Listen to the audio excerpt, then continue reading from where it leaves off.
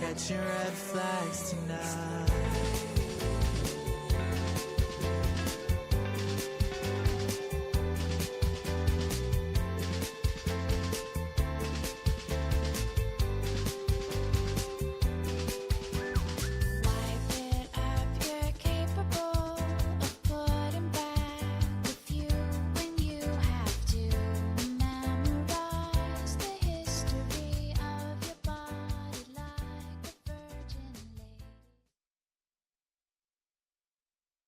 Original Alternative, brought to you by the Student Activity Fee here at Buffalo State College. This is All Talk Monday, WBNY's public affairs programming that airs Monday mornings till midnight. The views expressed in all the various All Talk Monday shows are not necessarily those of WBNY, the United Students Government at Buffalo State, or Buffalo State itself. Due to the opinionated nature of these programs, listener discretion is highly advised. If you have any questions or comments about All Talk Monday, you can direct them to WBNY's All Talk Monday, 1300 Elmwood Avenue, Buffalo, New York, 14222. For more information, check out our website at wbny.buffalostate.edu. Or you may give us a call at the station at 716-878-5104 and take part in all the various All Talk Monday shows. Welcome to Talking Peace with the Western New York Peace Center, being recorded and broadcast live here from WBNY studio at Buffalo State University. WBNY, Buffalo's original alternative radio station. We're so grateful to WBNY. I'm here with Brian Harrell. Hello, hello. Our producer, our former board chair, just all around, PoliSci.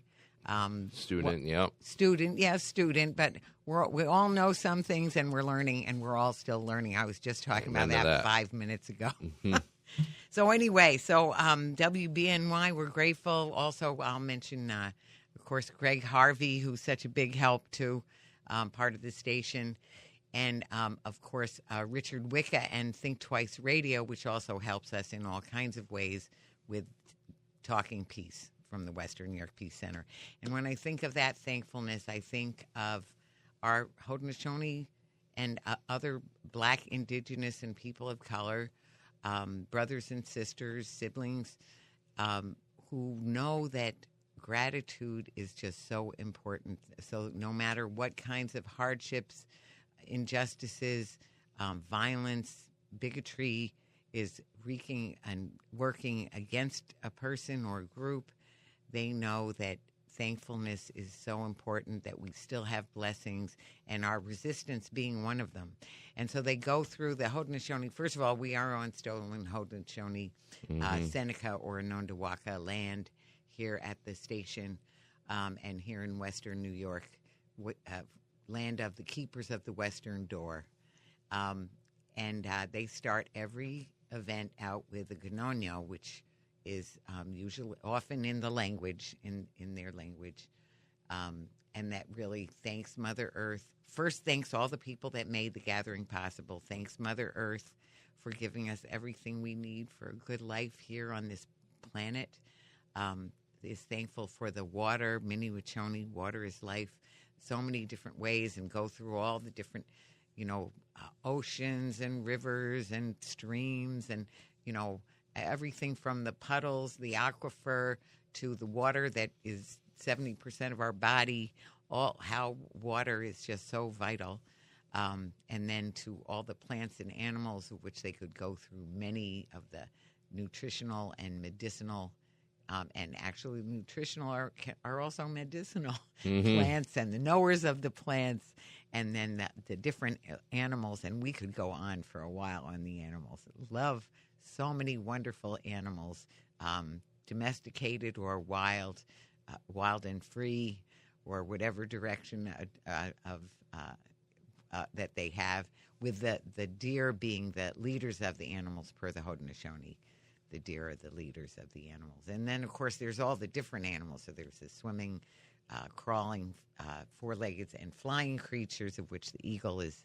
So anyway, all of that, and go into the different phenomenon, and especially the sky world with the brother sun and grandmother moon, and all of that, and all the difference that makes in our lives, and all the ways that grounds us, and then the creator and the love that animates it all.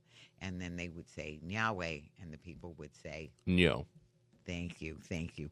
Or, as my friend Jill would say, Je, because the Tuscaroras say Je. Okay, it's the same word. It's the same. It's the same meaning. Same meaning. Okay, interesting. Yeah, and so Brian, thank you for coming in today and producing this show, and for all your work. And I love our topic of today, that is what to a progressive is the 4th of July. So that we also thought of calling it what to an activist.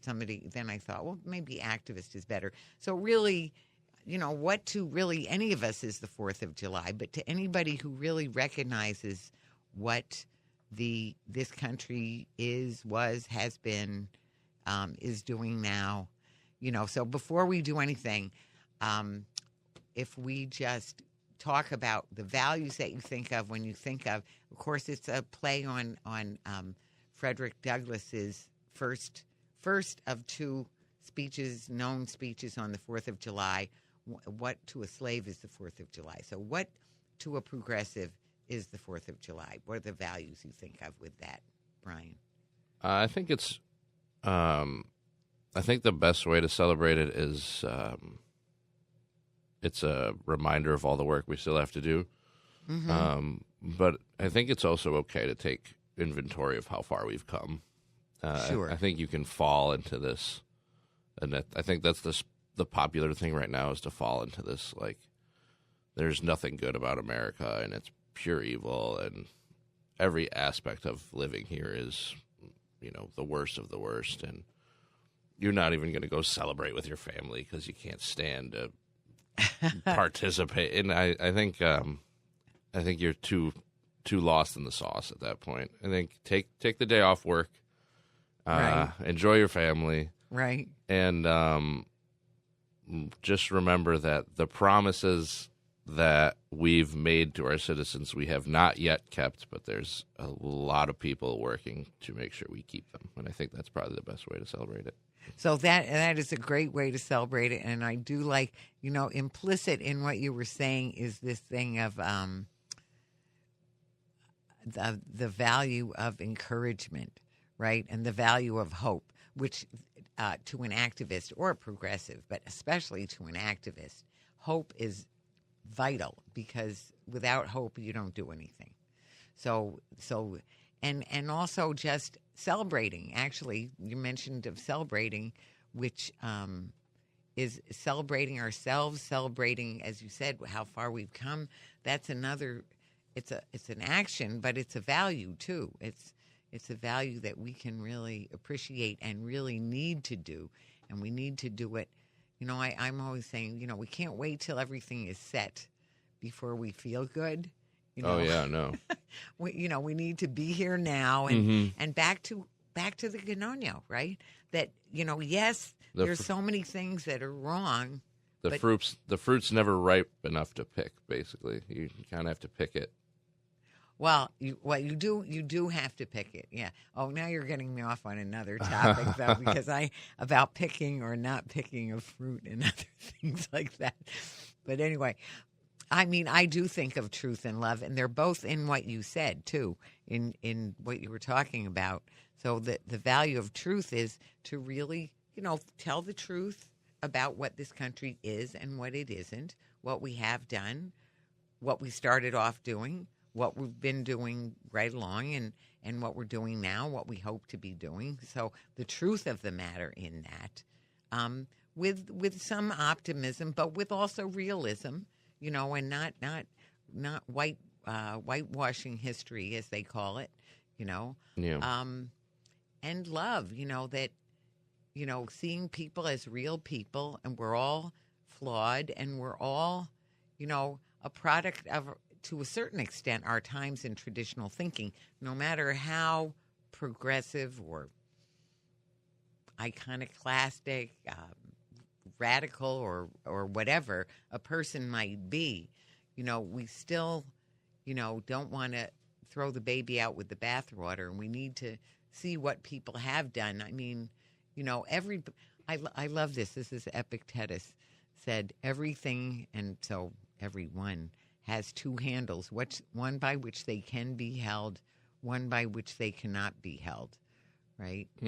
So being, everything has two, you can look at it 2 or even 102 different ways of how you can assess whether it's positive or negative, good or bad, that kind of thing. There's a lot of stories about who knows what's good and what's bad. And there are things that we know they're bad, although there are things that are bad that have good consequences and things that are good that also have some negative consequences. So it's not as simple as we like to think. But at the same time, we don't want to overcomplicate it such that we don't even know what we're talking about anymore. So the love being, we love people, and so we want to see people and the planet, have what we need to have a good life here on this planet. Absolutely. And I think the 4th of July, like the whole thing is, it was the declaring of independence from Britain. Right. Which was a monarchy, an oppressive monarchy. Right. So even though our country's become what it's became, that moment in history is still worth celebrating. And it can also serve as an inspiration to maybe people down the line who are trying to do a similar thing now, Well, especially now when we have really threatening, really despotic actions going on, illegal acts going on at the helm of the government, and yet we still have news media that's covering, with the false equivalencies and just well, because somebody is the president, then you have to air what they have to say. I guess I understand that, although I don't listen to it because I already know. Oh. What can I say?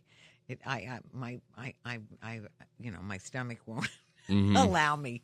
But anyway, so let's say, thank you for reminding us. Yeah, it is, of course, the Declaration of Independence from Britain. But so I want us to think too, while we're thinking about the values. Ladaisha Williams, shout out to Ladaisha, also a former board member. Also friend of the show. Friend of the show and sometime host of the show and would have been a guest on the show. So, Ladaisha, you're welcome to call in if you're listening. But anyway, her first response was, well, I want to talk about Juneteenth because to me, that was the beginning of the real freedom in this country, whatever kind of freedom, that it wasn't any real kind of freedom when people are enslaved. So that, Juneteenth, which we've celebrated so mightily, and our 50th year of celebrating it here in Buffalo, she felt like that is really what we want to call our Independence Day, when people were independent of slavery. And that's a good point. Yeah, so that's very true. One of the things, and of course, I want to say I did have it in mind, and I still have it in mind, to talk about all the ways that we're not, giving people equal protection under the law, not, living up to the government of, by, and for the people. There's lots of things that we're not doing well, or not doing at all. And there's a way that it's going in a very negative direction. However, crisis equal to opportunity, and I think the fact that there's still so many people who speak out, who tell the truth. Actually, I just saw a clip of Larry David. Did you see it? Yeah, his new show. You go ahead. Tell about it. Well, he's just he's kind of using.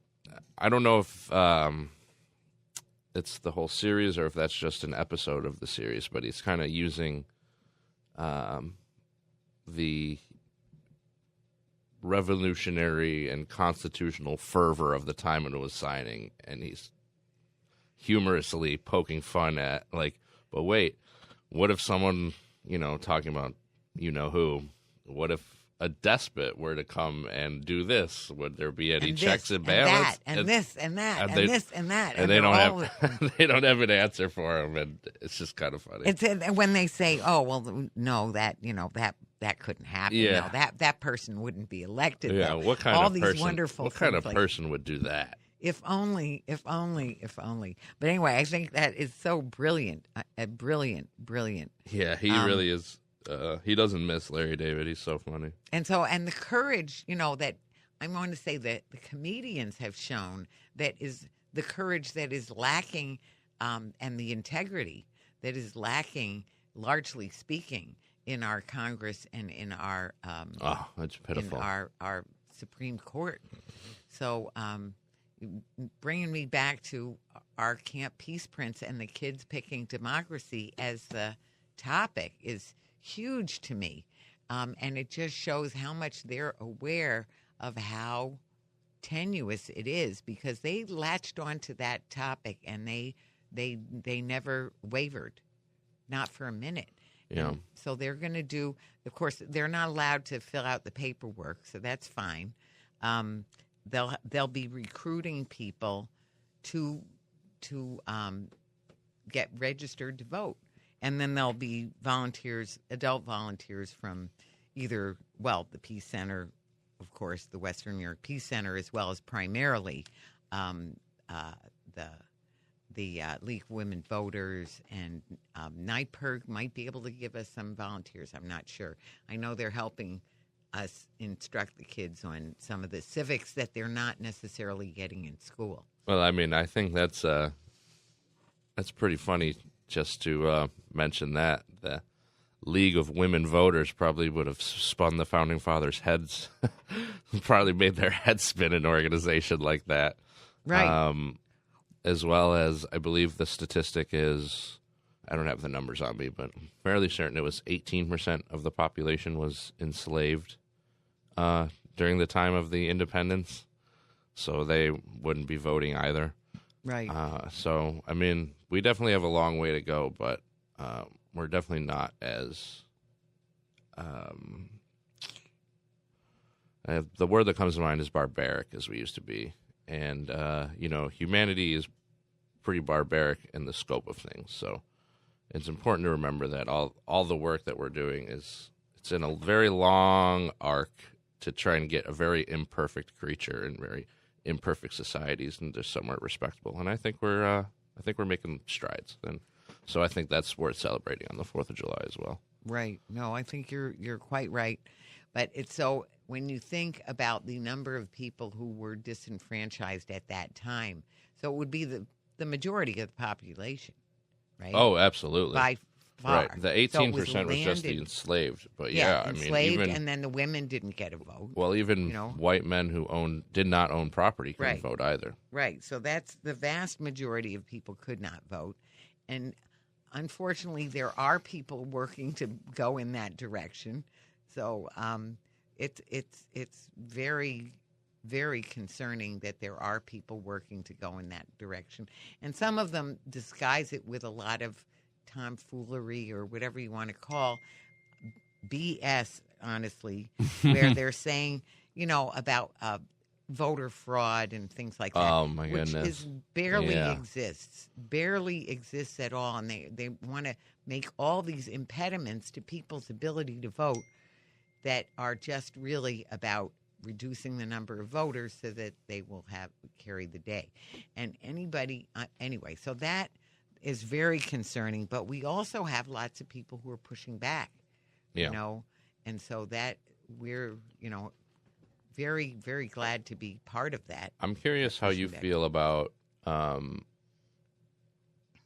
so I was listening to NPR the other day, and they said that they do an annual poll about like America's favorability, and if you're proud to be American or not, just like every 4th of July. And sure. This year was, I think, since the poll has been being taken, the highest level of not proud to be American. Right. Well, I'm not surprised. Yeah, me neither. But Because I'm wondering where you fall on like, uh-huh. I don't know, like having pride in your country. Like, Well, what do you think of that? Here's what I'd 'Cause say. I used to be when I was younger and much more of an angry person. Uh-huh. I was very like, down with America, death to like almost like I sounded like I was in Iran or something. Right. But as I've grown up here, it's like I don't know if I can commit to that fully anymore. It's more of like a place I'd like to help. So, Well, of course, it is a place that I'd like to help, and I am very busy trying to help in my own little ways. However, it makes me think of an interview that Amy Goodman, I want to say friend of the Amy show. Goodman, friend of the show. Means friend of the show means, thank you, Democracy Now! For being on WBNY. Yep. Thank you, Amy Syndicated. Goodman, for coming and being our keynote speaker back in 2017, I think it was. And that was how all of that happened. And WBNY and Talking Peace had everything to do with that, I'd say. And Mike Nyman, shout out to Mike Nyman as well. But anyway, she did an interview with somebody named Nevada Slim, folk singer and activist. And she asked him, so with all your years of activism, what do you think? What do you think about what's going on in this country? And this is, I don't even know, was it 10? Was it 20 years ago? Mm-hmm. It was quite a while ago. But anyway, just how you gauge what's going on in this country? Because if you look 20 years ago, everything was going on with Iraq and the Bush years and all of that. So anyway, whenever it was, he said, well, if I just listened to the news, I would say we're done for. He said, but when I go out my front door and I talk to all these people doing all these worthwhile things around me, I feel really hopeful. Yeah. Because it's a great way to put it. Yeah. So I often think of that. So I that's what I think. I think there's a lot of good being done by a lot of people. There's ways that, back to, we said bad things, good things can come out of bad things. So, sometimes you hit rock bottom means that's when the revival comes about, the phoenix, sprouts the wings and we get to a different place. So I am hopeful. What I will say, one of the things I have a lot of trouble with as the daughter of a German Jew, even though I do have a lot of flags on the porch, but I am really not a fan of flags. And so the American flag, I really get it and I was just talking with my sister about this. Peace is patriotic. I know they were very big on this. Her group in North Carolina. Peace is patriotic is the group? Well, no, that's their bumper sticker. Oh, okay. I can't remember the name of the group. Uh-huh. And there's different groups that have used that plenty. Peace is patriotic. And don't let the people who are really the chuds, undemocratic or MAGA or fascist or anything, don't let them take the flag from us. That's our flag. So I get it when they say that, and I guess but there's just an instinctive thing in me after all the flag waving that the Nazis did, that there's just something about a lot of flags, except for maybe the Tibetan prayer flags. I have a different feeling about. But and they're the UN flag. I mean, there's different good groups with flags, and Buffalo has its own flag. I know, I've seen it with the thing. It looks like in the center, it's kind of like a star or like a circle with spokes or something. Yeah, you seen that one? The Buffalo flag. Mm-hmm. Yeah, it's on every time you go by a closed down building in disrepair, there's a City of Buffalo notice on it. So that's really the only time you see it. I've so seen some flags. It's not quite the support rallying image that, say, a national flag would be. Well, that's true. But they do. I have seen people who have it on their porch and things. But anyway, I just instinctively, I'm a little bit wary or just averse to a lot of flags. I feel like. No, I understand. Symbols. Yeah. And anytime you replace a dialogue with a symbol, it's probably not a good Right. direction to be in. So I do think that it's good to think of Juneteenth when we think of, and the way that that Black people have I won't say exclusively or largely, but a lot of people who think, as Ladaisha was saying, that really consider that the beginning of this country's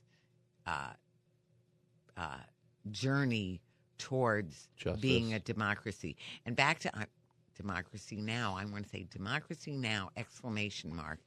Is their point that we do not have a democracy yet. We have, it's not a democracy with all the, that after the first constitution, I guess it was after the Declaration of Independence, or even maybe there was a first draft of the Constitution. They came Articles back, of Confederation, maybe? Yes, maybe that. And then they came back because they had to just tighten things up to keep more of the power. And part of that was like giving 2 senators per state. Didn't matter how many people lived there. Didn't matter how big it was. And now that has gone so out of whack, where I was just reading, how many, there's like 18%, like more than, let's say, I think 50% of the senators, for example, are covering 18% of the population, or something like that. Yeah. So it's we've seen that it's weighed in the favor of giving more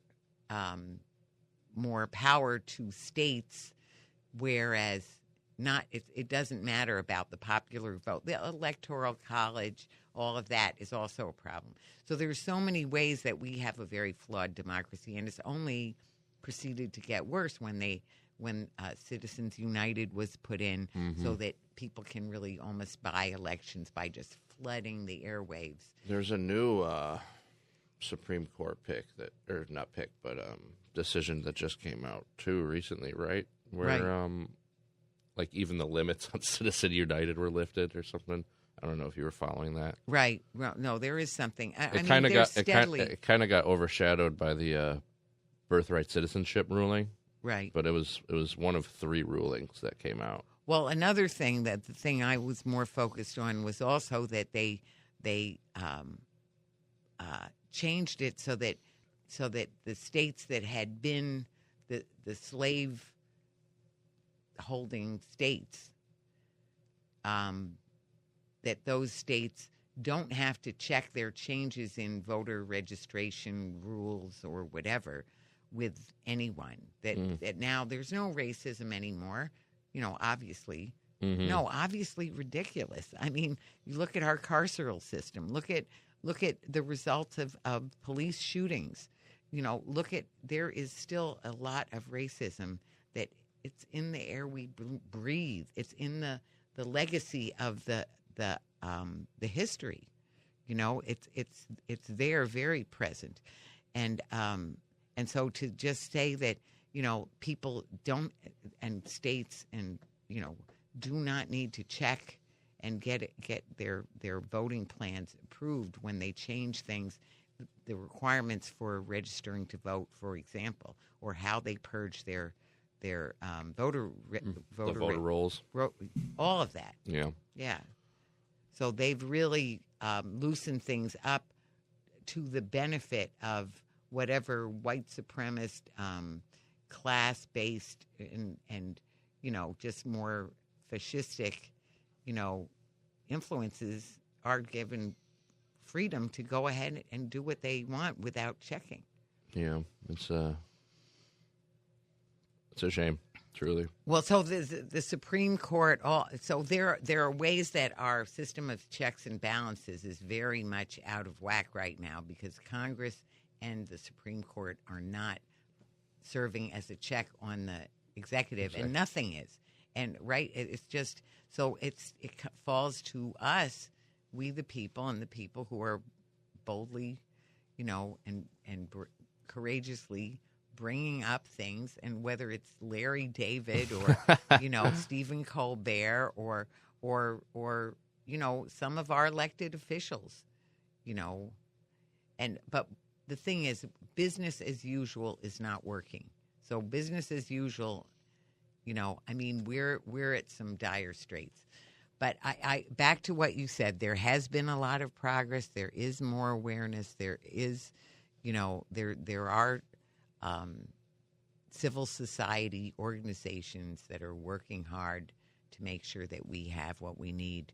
But we do have a long way to go to truly be a real democracy. And I guess to a progressive, that would be one of the things about the 4th of July.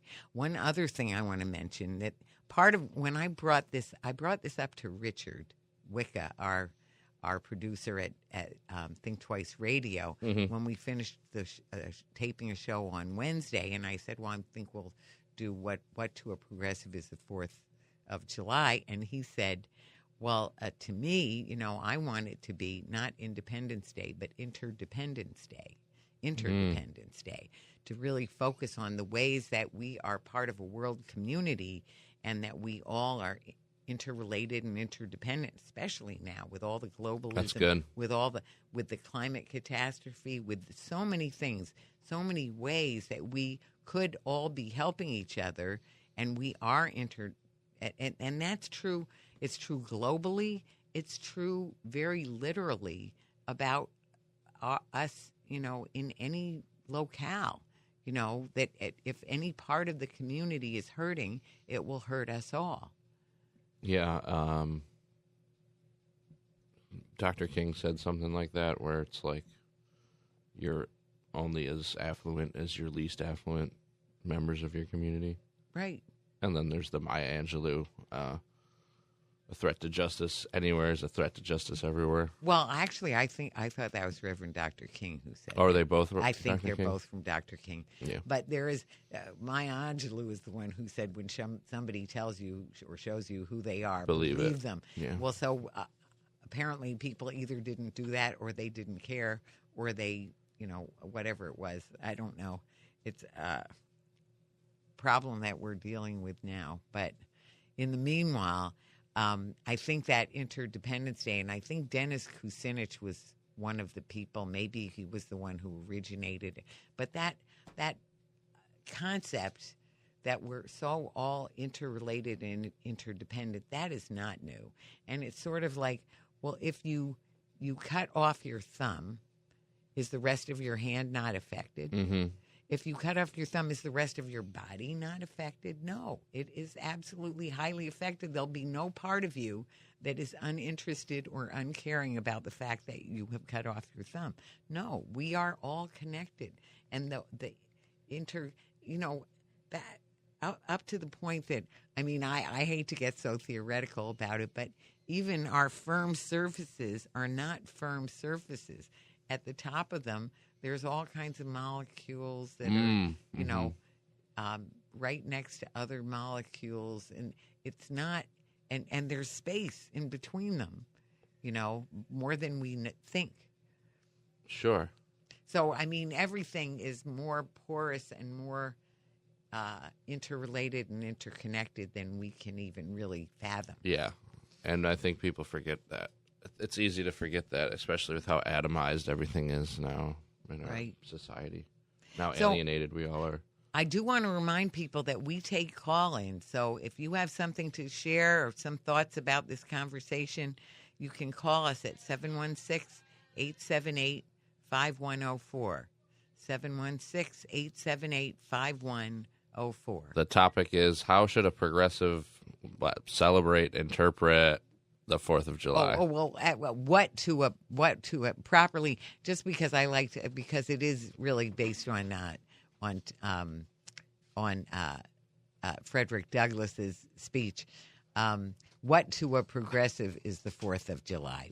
What to a progressive, and he did. By the way, I want to call out our friends at the Challenger newspaper, which. They had a wonderful article. Friend of the show, the Challenger. Yes, friend of the show, very much so. We're so grateful to Alnisa Banks and her whole family and staff, and all the work that gets done, and all the good, wonderful work really that gets done at the Challenger. So the Challenger had an article about Frederick Douglass's two speeches, and especially they really focused on the second one, that was the Slaveholders Rebellion, that was done during the Civil War. So the first one was in 1952. What to a slave is the 4th of July, or now, as we would say, what to an enslaved person is the 4th of July. And then the second one, back to people in their times in traditional thinking. I mean, that was the word they used, and anyway. I brought it up when you mentioned it, and I've been just the article? kind of skimming it. Oh, it's such a great article. And I like this one right here. It's go ahead. This 4th July is yours, not mine. You may rejoice, I may mourn. So, I mean, he was... and that was during his first. That was during his first speech. Yes. That what to a slave is the 4th of July. Mm-hmm. But the second speech was really about the fact that, even though people were saying that the war was about keeping the Union together, that the war was really about slavery, about whether it was to exist or not. And he wanted people to really focus on that and realize that if you're not fighting to free Black people, you're missing the boat. Mm-hmm. And it looks like MLK had a quote like that, too. When one of his 1963 March on Washington, he said, "When the architects of our republic wrote the words of the Constitution and the Declaration of Independence, they were signing a promissory note." So it's... Oh, and isn't that where he said, that it's been returned insufficient funds so far? Yeah. So far. And that's still true, really. I mean, as you said, there's been some progress, but then there's also been some backsliding. And so to put it mildly. Yeah, to put it mildly. So, I mean, there's just a great intensity because a lot of us have moved forward in awareness, whereas there's also a great push to go backwards. And all I can say is we are not going back. We are not going back. No, we have a lot to do, though, to reclaim some of our progress, to undo some of the damage that's been done, and redo things. And that's my hope, is that, because things are so sort of falling apart with all the really destructive changes that have been made and illegal acts, things being made legal. That's what the Nazis did. That's what we did, too, at that time. Law is meant to approximate justice. And yes. So what happens is if you want to do wrong, you just change the law to say that this unjust act is just because it's the law. It make it the law. Well, of course, no. It's still unjust. It's so just the fact, and so civil disobedience is breaking an unjust law. Mm-hmm. And civil resistance is trying to get the government to follow the law. But so all of that, what's in flux there is the law. Is the law really adequately reflecting what will militate towards justice or not? Absolutely. And it also summarizes like the collective morality of a people. Mm-hmm. Oh, yes. Or at least it's supposed to. So when you have these laws on the books that everyone thinks is wrong, I mean, what kind of democracy do you have if we're unable to change them? Right. No, we need to be... And we've been bumping up against that for a long time. Well, we have to change... Some things we have to change back. Other things we have to change for the first time, that still haven't been changed, like the Electoral College, for example. I mean, it's just not just. Yeah. To consistently have people winning elections that are not, getting the majority of the vote. Right. And there is a effort to kind of mitigate that It's called the Popular Vote Interstate Compact. Yes. And I believe 13 states have signed on to it. Mm-hmm. But basically, it's the idea that if the Electoral College will stay, it'll stay as an institution, but all of the electoral points go to whoever gets the popular vote. Right.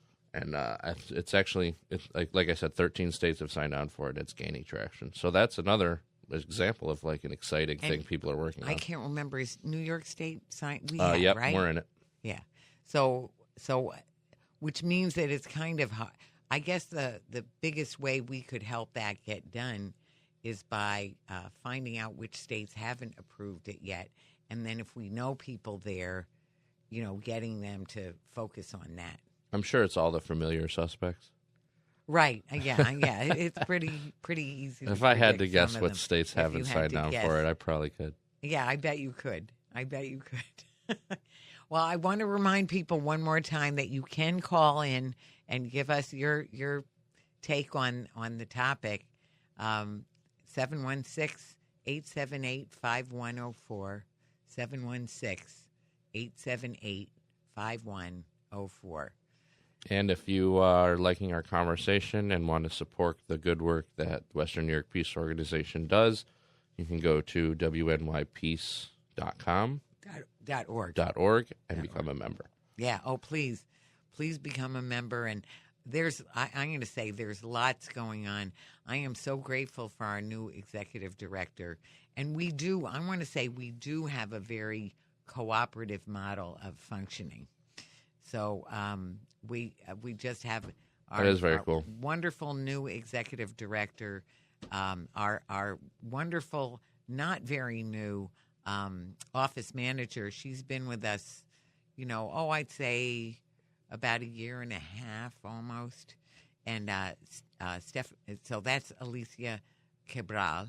And we have Stephanie Mejia has been, I think it's about a month and a half that she's been on board, and we're just so grateful. So I'm the interim co-director up until July 31st when camp is over, and she'll be flying on her own. Mm-hmm. Although, so it was her request that I be the co-director, which is very kind of her, and I'm happy to do it. But also, we have a great board. We do have some board openings if people are interested. You might want to investigate that. And our very active board is working. We've adopted a cooperative, consensus-oriented functioning. Mm-hmm. So people have been very mystified by that. But it really goes back to, as we learned so much from the Haudenosaunee in all kinds of ways, and not only the Ganonyo, but also the balance of power and a lot of the principles of our democracy, such as it is, they also had a consensus-oriented way of decision-making, which is a very traditional way, which is basically, you can say there's three ways of responding when there's a question on the floor. And so you either agree or you can stand aside, which is basically like abstaining. It's like, I don't say that I agree, but I wouldn't stop it. Or then there's blocking it. And I don't know exactly what word you want to use, but just basically blocking it. I cannot agree. I do not agree. And so when there's somebody who's saying that they do not and cannot agree, then you're back to the drawing board and you keep talking. Actually, we brought this up in a workshop about functioning of nonprofits, financial and governance of financial management and governance of nonprofits that was done by the state controller's office, I think. And people were very surprised that we do that, and they were kind of had a hard time getting their mind around it. And they said, well, if there's a problem, then that's really not very functional. Well, I think it may or may not be. So far, most of the time, we have the consensus because it's pretty much of a slam dunk for many decisions. That's what I find. And where it isn't, then you need to talk about it. And so do talk about it. And then if there's a real problem and if the time is going on, it makes me think of when we had Occupy Buffalo. There was consensus decision making, and it did make it harder to make decisions. But finally, you would come to a decision. And if you have time to do it that way, you can do it that way. Mm-hmm. And if you don't have time, you could have some kind of a rule or an agreement that you fall back to, another way of decision making if you've run out of time. Yeah. Every democratic system, the more democratic it is, the longer it takes to come to a decision. Right. And that's kind of the inherent flaw of it. So right. It's the key is finding that middle ground. Right, exactly. You're so right. Well, this is when studying political science, all that. Actually, in Cuba, when I was in Cuba, mm-hmm. just briefly with Pastors for Peace, they were in the middle of working on their social and familial aspects of their government. Mm-hmm. And so there were policies that were being reviewed, and it was a whole big effort. And it took 2 years for them to finally end up with a product that they were all happy with. But they, after 2 years, got something together, that really involved the population in deciding on it. It wasn't just, the elected representatives deciding on it. Very interesting. Yeah, I'll have to look more into that. That would kind of destroy a lot of the propaganda about Cuba that we hear. Ridiculous propaganda. So we need to do a show pretty soon about the war machine and all the just heinous acts, that are coming out of the current administration. Oh yeah, just all the war mongering and illegal acts by our government, whatever way they couch them. Mm-hmm. They're just against the natural law and against all international law, the things that have been agreed to. Yeah. This Independence Day, I want to be independent from this administration. Right. If only. So we just have to get very serious about, really looking at the civics and looking at what we need and then getting it done, really getting it done. And that's why I'm so excited about camp this year. But anyway, not like that's going to solve everything. Actually, Gandhi said, if we want to have peace, we must start with the children. That's very true. Yeah, so I feel like, the fact that it came from the kids themselves that they wanted to help with planning camp. That's what they said at the end of the last camp. That's great. Yeah, they said, we don't like yoga. We want to help you plan camp. I'm like, come on, come ahead. We can hardly wait. Welcome. Yeah, it did make it a little slower than usual. Back to your point. So the more democratic it is, the longer it takes. However, you end up with a better decision, product, whatever you want to call. Consent. Yeah, consent is like the term that like John Locke uses all the time. It's like, what system could properly capture the consent of the people? Right. And then he landed on democracy, and then he talked about all the different types and stuff like that. Well, of by and for the people. Right. Of, by, and for the people. So I'm saying of, by, and for the camp. And there'll be things that we can review in camp, like, do we still want to do that? Or, do we want some things we won't? It's not like everything is, And when is camp? Want some, July 20th is the first day. It's Monday through Friday, July 20th through the 31st. So there's still time, and people are welcome. Go to WNYPeace.org. You can register right online, and it's first come, first serve. And I want to say we fill up every year. We're not full yet, but if you do wait till the last minute, you may not have a spot. It's for 8 to 14-year-olds. We've upped that age there because we do have enough youth mentors, our older kids who are helping and who are helping to plan and helping to promote and all of that.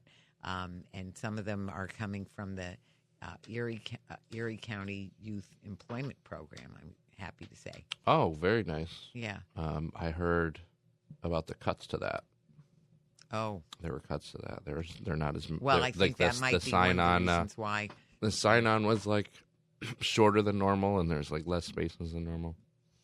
It's like, yeah, really? That's where you're going to save money? Well, this is what we see. This is what they're doing, is saving. But, Fear Inc., they can't shovel the money at them fast enough. Uh-huh. So anyway, so coming back around to our original topic as we're coming towards the end of the show, what would you say, how people can, usually we want to make sure we're talking about it, and we have threaded that through, how people can learn more and get more involved.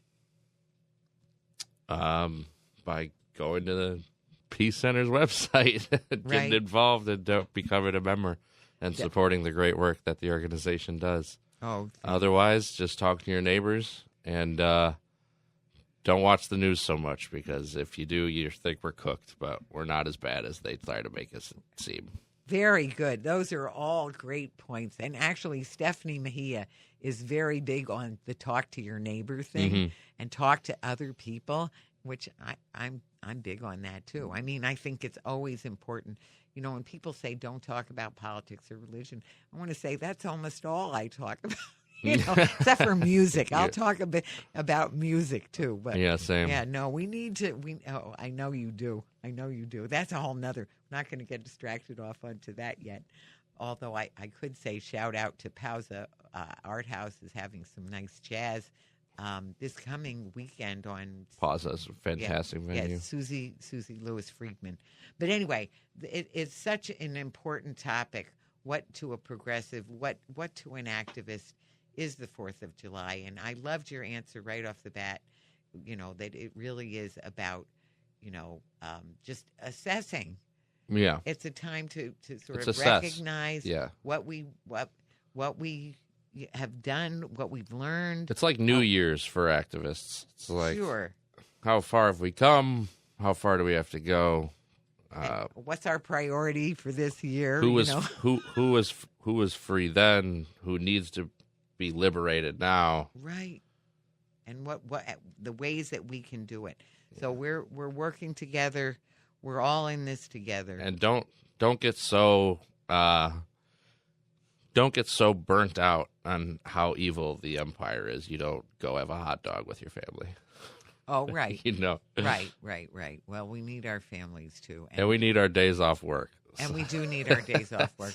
And so take the day off. If you just can't stomach any of the America part, just take the day off work. Yes. And then do remember that we are one big family, and the people on the planet, the one creation, that we're all interrelated, interconnected, and it is interdependence. Absolutely. Is very real.